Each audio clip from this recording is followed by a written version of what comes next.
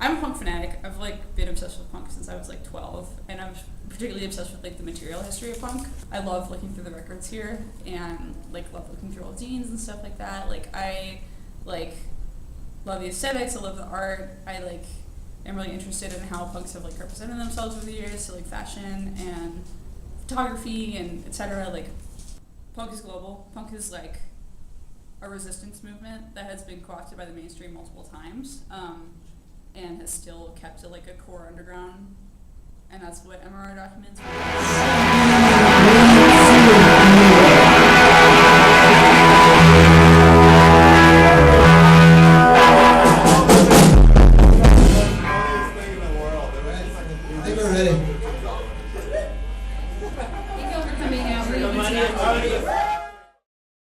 MRR was founded in 1977 as a radio show.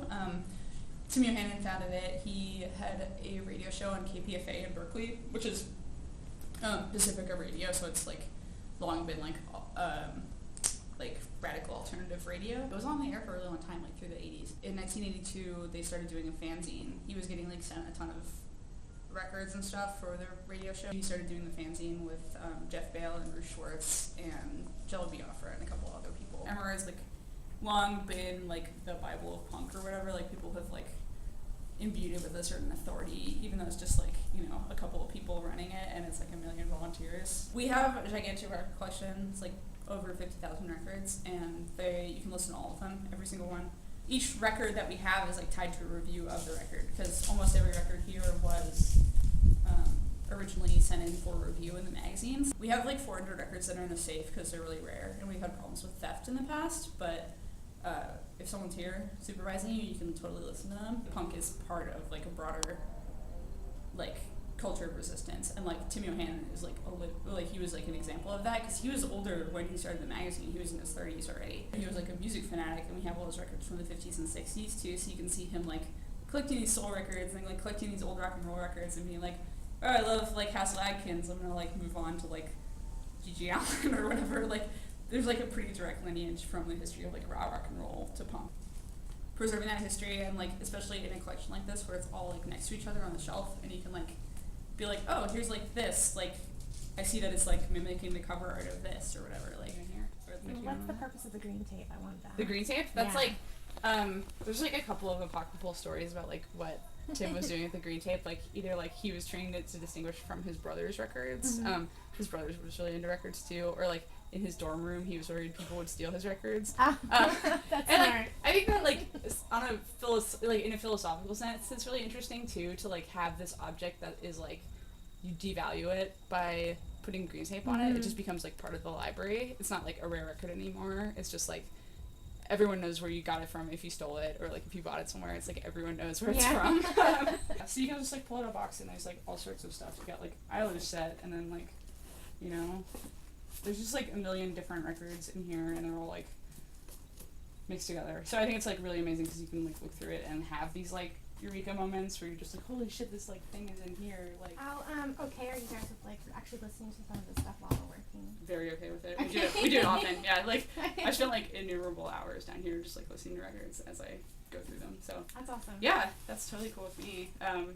Otherwise, like, what's the point of the records? I know. Like, can't listen to them. Yeah, that's like kind of my philosophy about the archive. It's like they're here to be listened to, like even the rare stuff. So like, let's listen to it. Like, and we get like people who email us and they're like, I'm just gonna be in San Francisco and I've always been curious about this place, and we're like, yeah, come on down. You can listen to whatever you want. Like, that's awesome. You can tape it. You can like do whatever. Like, that's what we're here for. Look how fucking cool this is. That's beautiful. She's like, it kind of looks like Lydia Lunch from the wax. Yeah, it's a really good record too. I want to hear that. Yeah, let's listen to it.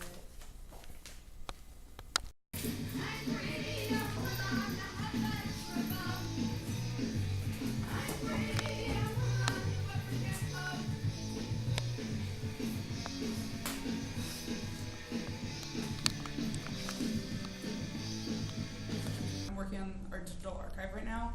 It's going to have a couple different phases. The first phase is going to be like PDFs of the magazine. And then after that, we're going to have a database of every record in the record collection. There are requests to come and do research in the archives, but like we're just totally open here. We like, you know, you can just be a punk fan. Like, you can be an academic, you can be like whatever, like Right. you can be anything, and you can come and look at the stuff here. We are like really committed to like open access. Is it back at your shelf? These are empty. The ones in the very top are empty, and I can't reach them, so they're kind of useless. Okay.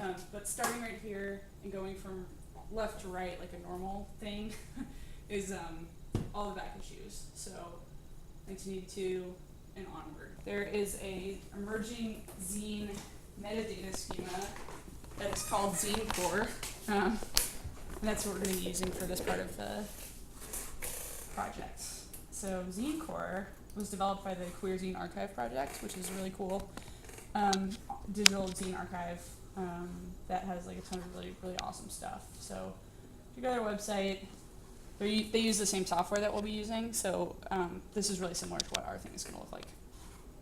You can just click on random object, and it'll have a PDF viewer with the zine in it. Our PDFs will also be in the viewer like this, and then there will be catalog info about them on the left-hand side. As you can see here, it has a couple of different elements. So it's got like title, creator, subject, publisher, contributor, data publication, physical description. It's just a lot of data entry and like a lot of really being careful with names and Okay. band names and stuff like that. And like taking a lot of care to like get like diacritic marks and stuff like that right too, because we like have contributors from all over the world. So Right. like, everybody's name should be right. Yeah, totally. Yeah, but that's like it in a nutshell, and this is gonna like really be the core of the collection, like online. Does that all Awesome. sound doable? Make Totally. sense? Okay, Yeah. cool. So we can do one together Yeah. and look through it.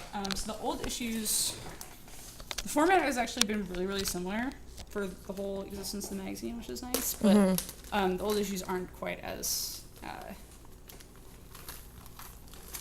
they're not quite as uniform as the later ones. Another thing too, so some of these are in these other bags, and that's fine, but please take the tape off of them. Tape and paper is a really deadly combo. When you take it out,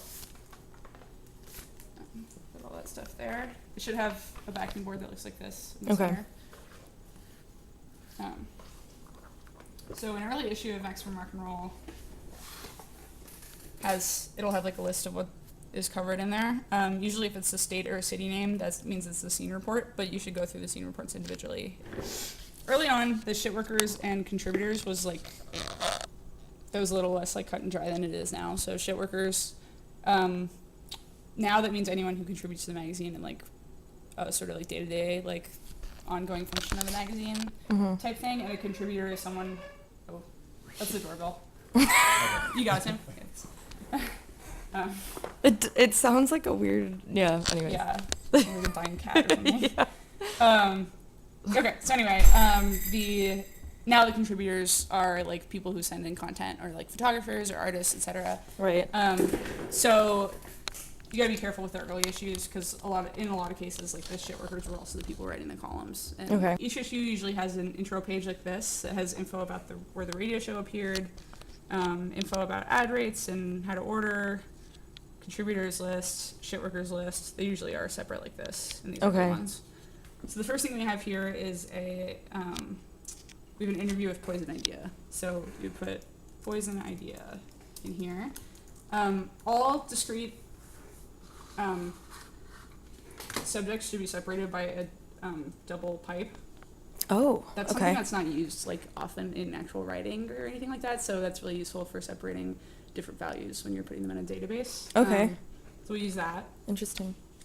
Okay, so we got that, and then things are going down to scene reports after that. So when you're looking at this, like, it's all really small in the early issues, and it's not like super like clear what is what, but you should be able to tell just by like sort of skimming it which is which. Like this has a header for Poison Idea, so it's an interview with Poison Idea. At some point early on, they started drawing headers for the scene reports. So Rocky's one is like a mountain. There's like a Dutch one that's like a clog in a windmill, etc. Right, you were telling me about yeah, those. some of them are Yeah. like a little weird and racist, but most of them are kind of funny and cool. Okay.